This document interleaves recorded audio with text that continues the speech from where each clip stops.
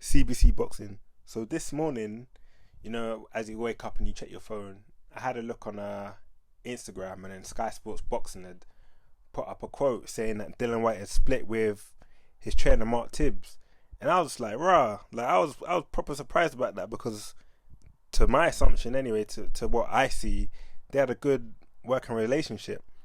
They got on well. Sorry, I remember Dillian Whyte, before, was it after the Chisora fight, when he was mocking him, like, get it together, son. That's what he was saying, kind of mocking it. And it seemed like they had a good working relationship.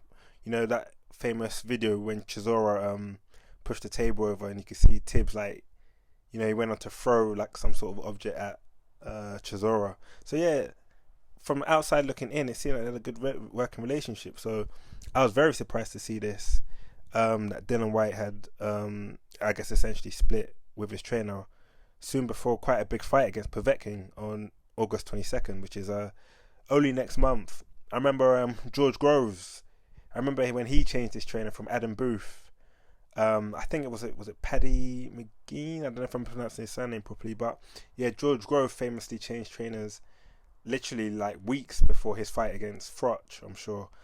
But yeah, I wonder what's going on here. Dillian Whyte, I'm just reading through the article. Dillian Whyte went on to say, I am training in Portugal, and Mark has a young family and his own gym in the UK.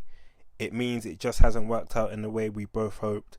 So with that being said, I wonder if the body snatcher Dillian Whyte is thinking about training abroad now, because the fact that he mentioned that his family's in the UK, that's a bit of a weird one. I wonder if now, I don't know who he's training with in Portugal specifically, but I wonder if that's where the direction he wants to go. Maybe the vibes in Portugal with who he's training with now, it's just the way he wants to go, and maybe Mark Tibbs doesn't want to go out to Portugal.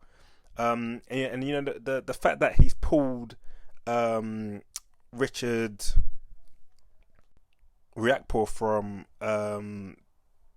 being trained by Tibbs as well was a little bit strange, because Richard Riakporhe also tweeted that he stopped training with Mark Tibbs. So actually, for those who don't know, Richard Riakporhe's managed by Dillian Whyte.